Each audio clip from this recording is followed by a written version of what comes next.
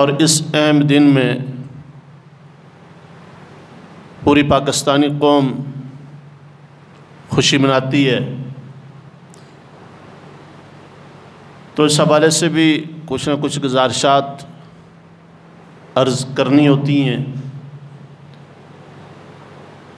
تاکہ ہماری نئی نسل کو پتہ چلے کہ ہمارے آبا و اجداد نے، ہمارے بڑوں نے کتنی قربانیاں دی تھیں۔ تو اللہ رب العزت اس دن کے حوالے سے اور مجموعی طور پہ جتنی بھی نعمتیں ہیں ان کے حوالے سے ارشاد فرماتے ہیں کہ میں اللہ نے تم پہ جو نعمتیں کی ہیں ان کا شکر ادا کرو، اور جتنا تم شکر ادا کرو گے اتنی میں اور زیادہ نعمتیں دوں گا۔ لَإِن شَكَرْتُمْ لَأَزِيدَنَّكُمْ۔ جس قوم نے، جس قبیلے نے، جس برادری نے، جس ملک نے اور جس فرد نے بھی اللہ کی نعمتوں کا شکر ادا کیا، اللہ رب العزت نے اس کو پہلے سے بڑھ کے اور زیادہ نعمتیں عطا کی۔ اب یہ تو ہر بندہ کہتا ہے بھی شکر ادا کریں، لیکن شکر ادا کیسے کرنا ہے یہ بھی ایک عنوان ہے، کیونکہ ہر ایک مسلمان مومن بندہ جس وقت شکر کی بات آتی ہے اس کے دل میں ہوتا ہے کہ بھئی میں شکر ادا کروں، کیونکہ وہ اللہ کو مانتا ہے اور اللہ کی جتنی نعمتیں ہیں دل سے بھی اور زبان سے بھی ان کا اظہار کرتا ہے۔ شکر ادا کرنے کے کئی طریقے ہیں، جس میں سے پہلا طریقہ یہ ہے کہ اللہ کی نعمتوں میں غور و فکر کیا جائے، اللہ کی نعمتوں کا تذکرہ کیا جائے بار بار، کیونکہ جس وقت ہم اللہ رب العزت کی نعمتوں پہ غور کریں تو ہمارا رواں رواں اس کی نعمتوں کا مقروض ہے۔ انسان جو سانس لیتا ہے، جدید سائنس کہتی ہے کہ یہ دن رات میں 24 گھنٹوں میں 48,000 بار یہ سانس لیتا ہے۔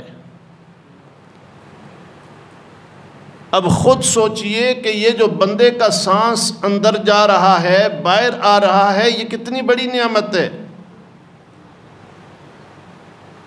اگر انسان کو سانس کا پرابلم ہو جائے، اسے آکسیجن لگوانی پڑے تو ہزاروں روپے ایک دن کا خرچہ آتا ہے، اور یہ فری میں اللہ رب العزت نے نظام ایسا رکھا ہے کہ بندہ صبح سے شام تک، شام سے صبح تک ہزاروں مرتبہ سانس لیتا ہے۔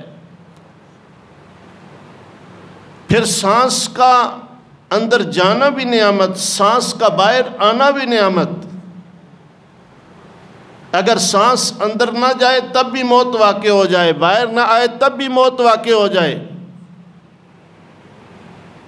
پھر سانس کے ساتھ ساتھ انسان جتنی چیزیں دیکھتا ہے اس کے سامنے جتنے رنگ آتے ہیں، جتنے کلرز آتے ہیں، جتنی مختلف اشیاء ہیں ان کی تصاویر آتی ہیں۔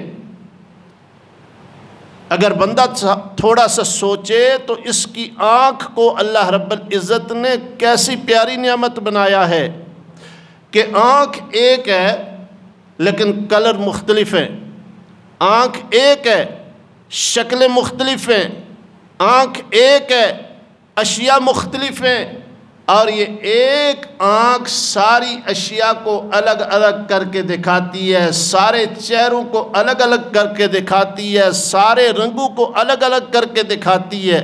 یہ کتنی بڑی نعمت ہے۔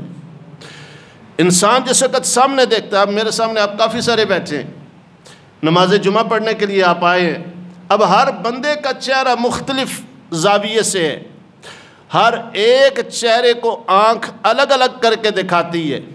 اگر ایسا ہوتا کہ آنکھ بس دیکھتی ہے کہ طرح کی ہر چیز نظر آتی، انسان کو کتنی کوفت ہوتی۔ لیکن اللہ رب العزت نے اس آنکھ میں کئی ایسے مختلف سلز رکھے ہیں کہ ایک ایک کلر وہ الگ کر کے دکھاتے ہیں۔ اور پھر جس وقت انسان دوسروں کو دیکھتا ہے یا دوسری اشیاء کو دیکھتا ہے، اب ایک ایک چیز کو دیکھ کے انسان پہچان لیتا ہے، یہ میری دوست ہے، یہ میری دشمن ہے، یہ میری اپنی ہے، یہ بیگانی ہے، یہ چیز فائدہ مند ہے، یہ نقصان دہ ہے۔ صرف ایک نظر دیکھنے سے انسان سمجھ جاتا ہے یہ اللہ رب العزت کی کتنی بڑی نعمت ہے۔ اسی طرح انسان کی سانس لے لیجئے، انسان کا ناک کے سونگھنے کی حس لے لیجئے، انسان کے پکڑنے کی حس لے لیجئے، انسان کے چلنے کی حس لے لیجئے، انسان کے سننے کی حس لے لیجئے، یعنی ایک ایک انسان کی جو نعمت ہے، اس ایک ایک نعمت میں ایک نعمت نہیں کئی نعمتیں اللہ رب العزت نے رکھ دی ہیں۔ تو شکر کا پہلا درجہ کیا ہے کہ انسان اللہ رب العزت کی نعمتوں کے بار بار تذکرے کرے، اپنی زبان سے اللہ رب العزت کی نعمتیں شمار کرے، بار بار ان کی تعریفیں کرے کہ اللہ رب العزت نے یہ بھی دیا، یہ بھی دیا، یہ بھی دیا۔ جس وقت انسان دیکھنا شروع کرے گا ان ساری نعمتوں کو، تو اس کے دل کے اندر اللہ کی عظمت آئے گی، اللہ کی بڑائی آئے گی، اللہ کی معرفت آئے گی۔ اور جس وقت دل کے اندر اللہ کی معرفت، اللہ کی بڑائی، اللہ کی عظمت آئے گی، پھر شکر کرنا آسان ہوگا۔ بات سمجھ آ رہی ہے سب کو؟ تو پہلی چیز۔ دوسرا، انسان اپنی ذات پہ غور کرے۔ فرمایا وفی انفسکم افلا تبصرون، اے میرے بندے دور کیوں جاتا ہے؟ صرف اپنے اس جسم کو دیکھ لے، یہ جو 4 5 6 فٹ کا میں نے تجھے جسم دیا ہے، اس میں کتنی نعمتیں رکھ دی ہیں۔ اور پھر انسان اپنی ابتدا کو دیکھے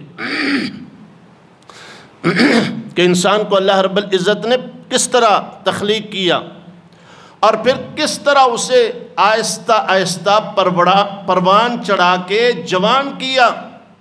اللہ نے طاقت دی، سمجھ دی، سوچ دی، اللہ رب العزت نے اسے مال و دولت دیا، عزت دی، شہرت دی۔ یہ ساری کی ساری چیزیں کس کی عطا ہیں؟ بولیے، اللہ کی عطا ہے۔ جس وقت انسان ان بنیادی چیزوں پہ غور و فکر کرتا ہے، اپنی تخلیق پہ غور و فکر کرتا ہے، میں کچھ بھی نہیں تھا، اللہ نے سب کچھ دیا، جس وقت ان چیزوں پہ غور و فکر انسان کرتا ہے، پھر اس کے دل میں احساس شکر پیدا ہوتا ہے، جذبہ شکر اجاگر ہوتا ہے، پھر اللہ کا شکر ادا کرنا آسان ہوتا ہے۔ اس کی ایک مثال بھی دے دوں۔ بادشاہ سلامت تھے محمود غزنوی،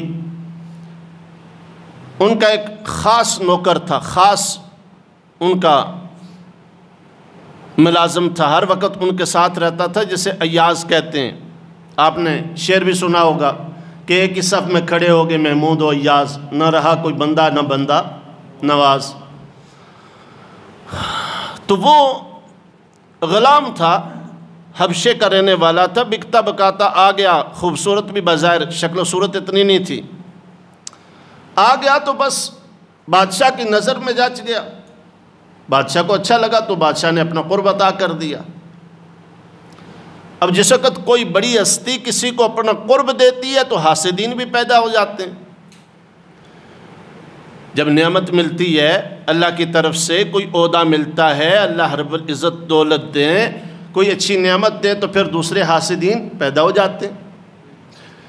تو اب بادشاہ سلامت کا جب اسے قرب ملا تو بہت سارے وزیروں مشیروں کو تکلیف ہوئی، کہنے لگے بھئی ہم بڑی پرسنالٹی والے ہیں اور یہ ہمیں بادشاہ نہیں پوچھتا، اس کو بڑا پوچھتا ہے۔ اب جس وقت حسد آ جاتا ہے تو پھر بندہ ہر وقت کوئی نہ کوئی ویک پوائنٹ تلاش کرتا ہے، کوئی نہ کوئی کمزوری دیکھتا ہے، بھئی اس بندے کی کمزوری ملے تو میں اعتراض کروں۔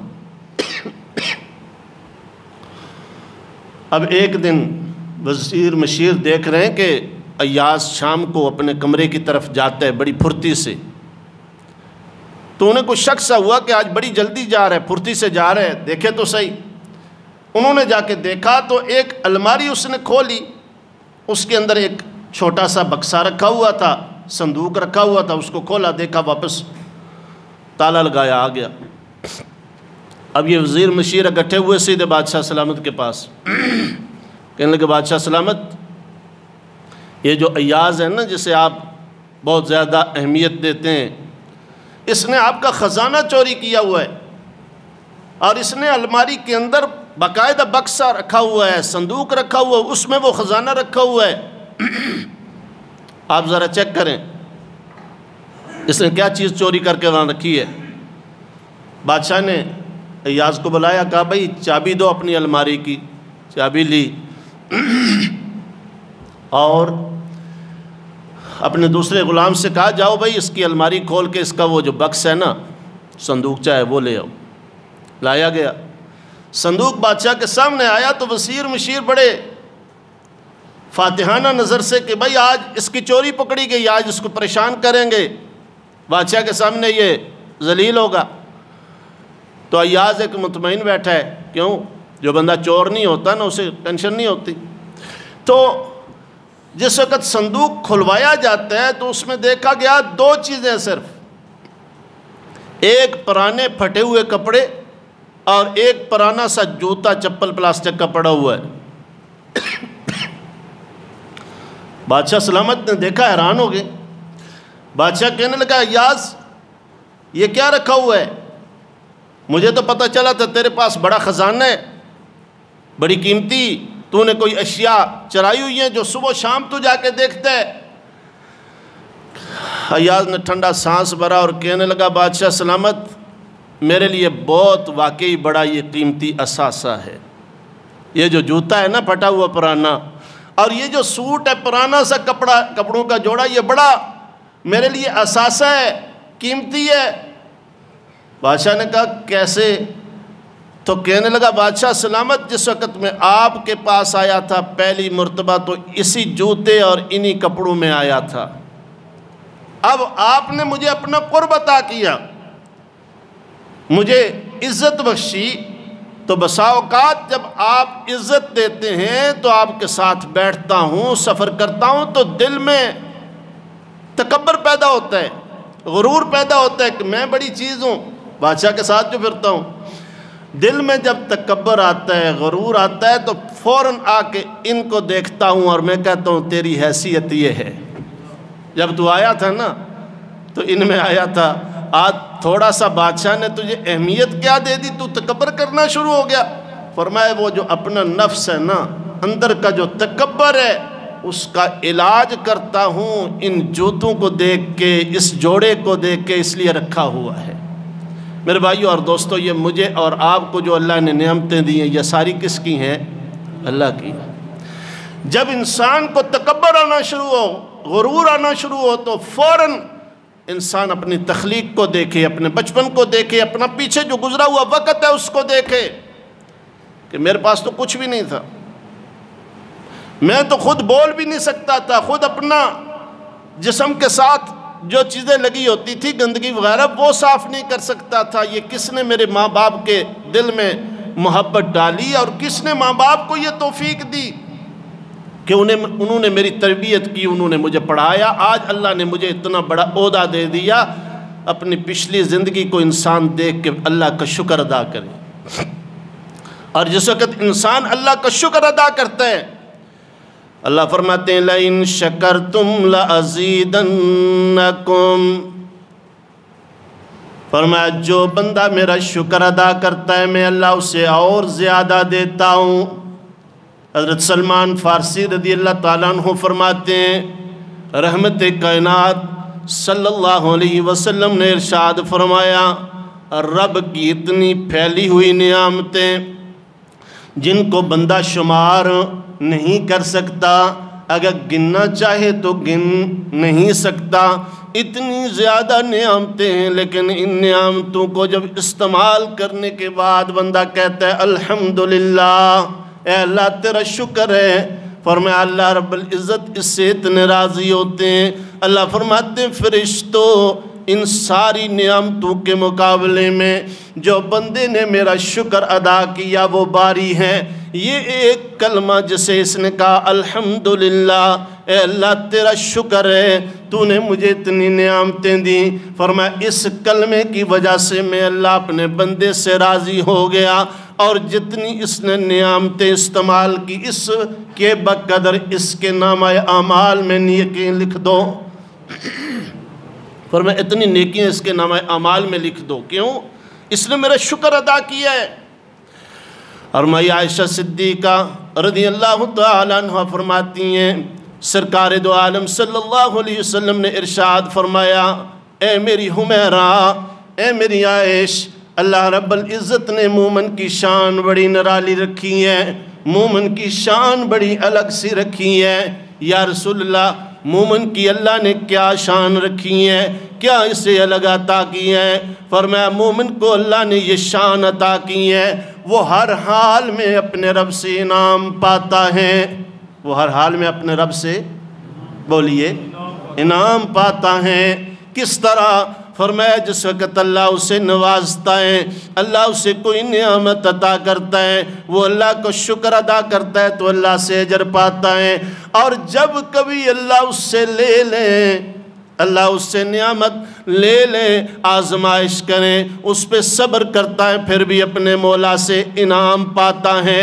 فرمایا اللہ نے اپنے بندے کی الگ شان رکھی ہے، اور فرمایا اے میری حمیرہ، اے میری عائش، جو بندہ دونوں حالتوں میں نعمتیں ملے اس کا شکر ادا کرے، اور جب وہ نعمت لے لے اس کا صبر کر کے اس سے انعام پائے، فرمایا یہ بندہ اتنا خوش نصیب ہے، کل قیامت کے دن آئے گا جس وقت میرا رب اس سے ملے گا تو میرا رب اس سے مسکرا کے ملے گا، مسکرا کے ملے گا اللہ اس سے۔ کس سے؟ جو اللہ کی دی ہوئی نعمتوں پہ اس کا شکر ادا کرتا ہے، اور کبھی آزمائش آئے تو کیا کرتا ہے بولیے؟ صبر کرتا ہے۔ یہ دو انعام اللہ نے ایسے عطا کیے ہیں، اور جس وقت بندہ جس طرح میں نے پہلے عرض کیا مثبت بندہ سوچنا شروع کر دیتا ہے، اللہ کی نعمتوں کو سامنے رکھتا ہے تو اس کے دل میں شکر کا جذبہ پیدا ہوتا ہے، اور پھر میرے اور آپ کے پیارے نبی صلی اللہ علیہ وسلم نے جو طریقہ بتایا شکر کا بہت ہی پیارا، فرمایا شکر ادا کرنے کے لیے ہر وقت اپنے سے کم والے کو دیکھا کرو۔ جب بھی شکر ادا کرنا ہے نا تو وہ جذبہ تب پیدا ہوگا، تمہارے اندر وہ خیالات تب ابھریں گے، تمہارے دل کی کیفیت شکر والی تب بنے گی جب اپنے سے نیچے والے کو دیکھو گے، اپنے سے کمزور والے کو دیکھو گے، اپنے سے غریب آدمی کو دیکھو گے۔ فرمایا جو اپنے سے نیچے والے کو دنیا میں دیکھتا ہے اللہ اسے شکر کی توفیق عطا فرماتے ہیں۔ حضرت عیسیٰ علیہ السلام جا رہے ہیں، اللہ کے نبی ہیں، دیکھا چوک میں بہت سارے لوگ اکٹھے ہیں، عیسیٰ علیہ السلام قریب ہو گئے، کیا بات ہے بھئی کیوں اکٹھے ہو؟ لوگوں نے بتایا اے اللہ کے نبی یہ ایک آدمی ہے جس کی نہ آنکھیں ہیں نہ جس کے ہاتھ ہیں نہ جس کے پاؤں ہیں، اور یہ کہہ رہا ہے اے اللہ تیرا بڑا شکر ہے، میں تیری کس کس نعمت کا شکر ادا کروں؟ عیسیٰ علیہ السلام آگے بڑھے، اس بندے کے کان میں پوچھا ارے بندہ خدا تیرے آنکھیں بھی نہیں ہیں، تیرے ہاتھ بھی نہیں ہیں، تیرے پاؤں بھی نہیں ہیں، تو کس نعمت کا شکر ادا کر رہا ہے؟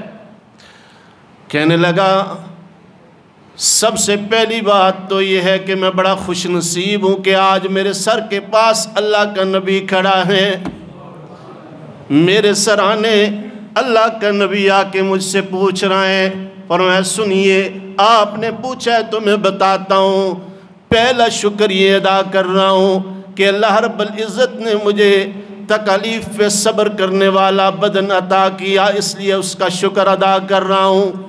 پہلی نعمت کیا نعمت ہے؟ فرمایا پہلی نعمت یہ جو بدن ہے یہ بے صبری نہیں کر رہا، صبر والا اللہ نے مجھے جسم عطا کیا ہے، اس نے ہاتھ عطا نہیں کیے تو کوئی بات نہیں، صبر والا جسم تو عطا کیا ہے نا۔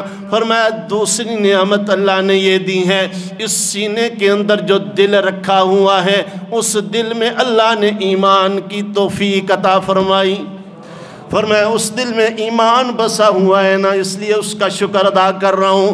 اور تیسرا شکر اس پہ ادا کر رہا ہوں کہ یہ جو زبان اللہ نے دی ہے اس سے اس کی تعریف کرتا ہوں، اس کی حمد کرتا ہوں، اس کا ذکر کرتا ہوں۔ فرمایا تین نعمتیں اللہ نے لی ہیں، بظاہر آنکھیں لے لی ہیں، بظاہر ہاتھ لے لیے ہیں، بظاہر پاؤں لے لیے ہیں، لیکن ان تین کے بدلے جو تین نعمتیں عطا کی ہیں، صبر والا جسم، دل ایمان والا اور شکر والی زبان، اس پہ میں اللہ کا شکر ادا کر رہا ہوں۔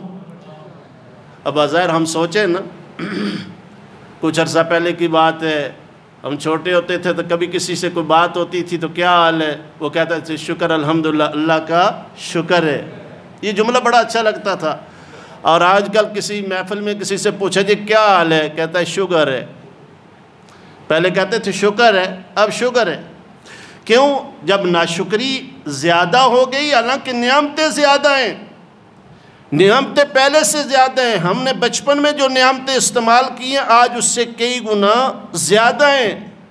بلکہ میں تو کہا کرتا ہوں کہ آج کا ایک غریب آدمی بھی وہ نعمتیں استعمال کر رہا ہے، پہلے دور کے بادشاہوں کو وہ نعمتیں نہیں ملتی تھی۔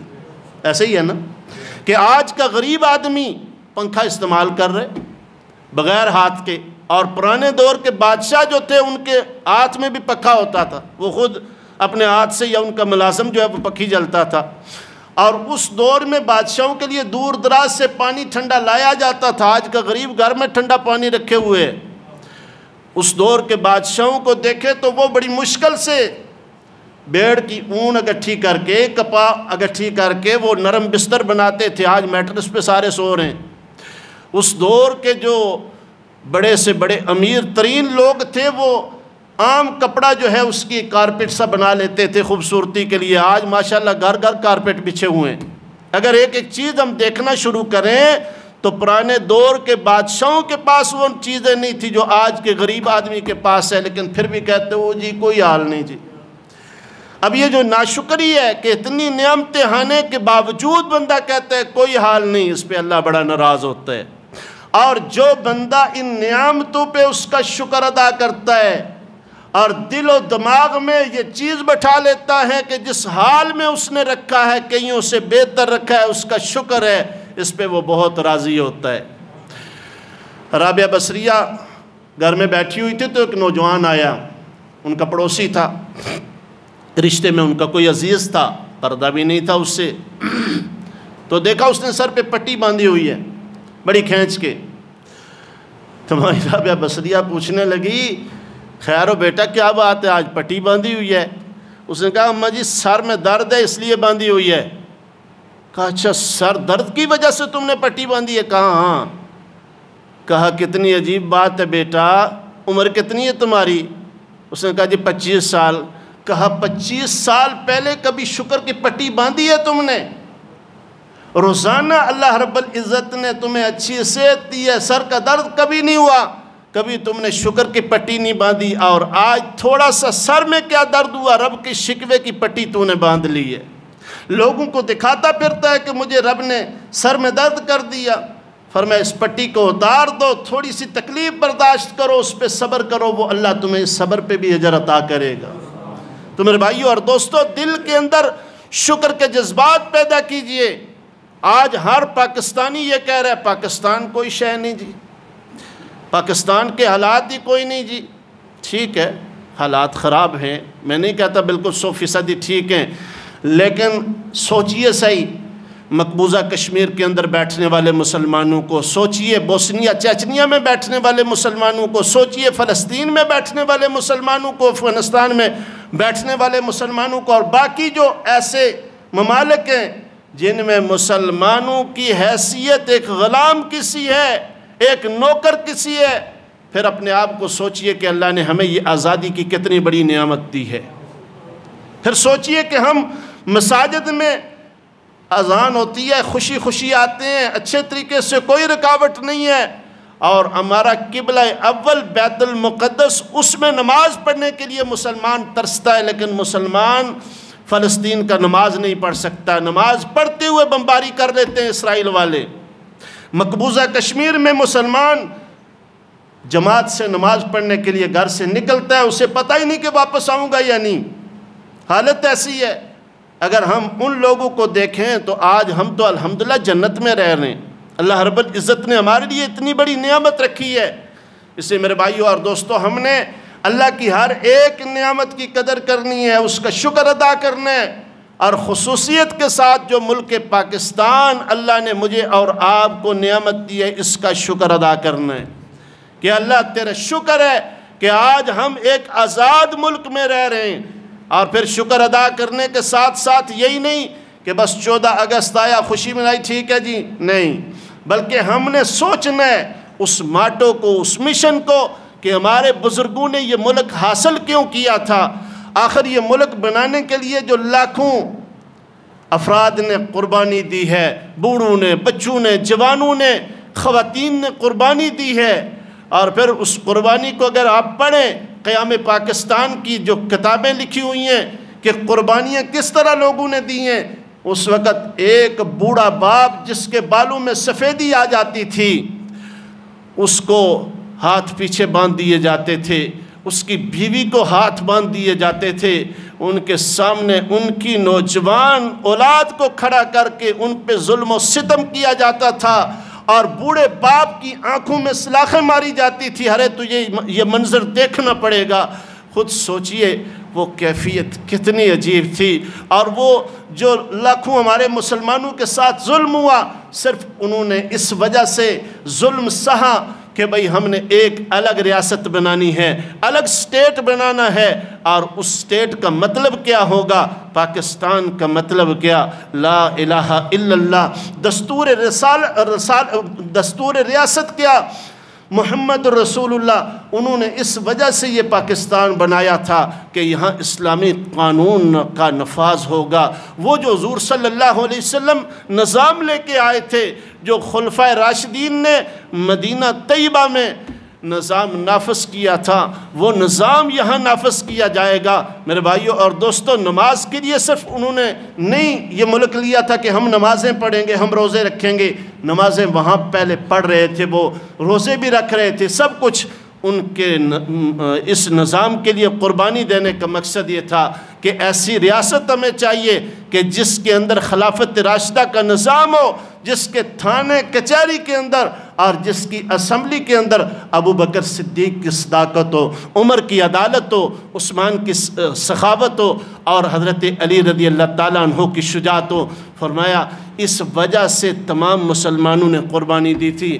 آج میں اور آپ ایک تو اس نعمت کا شکر ادا کریں کہ اللہ نے ہمیں پاکستان جیسی نعمت عطا کی ہے، اور دوسرا آگے اپنی اولادوں کو بتائیں ہمارے بڑوں نے قربانی دی تھی، اور وہ قربانی اس لیے نہیں دی تھی کہ ہم صرف باجے بجاتے رہیں، قربانی اس لیے نہیں دی تھی کہ ہم صرف اچھل کود کریں، نہیں، بلکہ ایک مشن تھا۔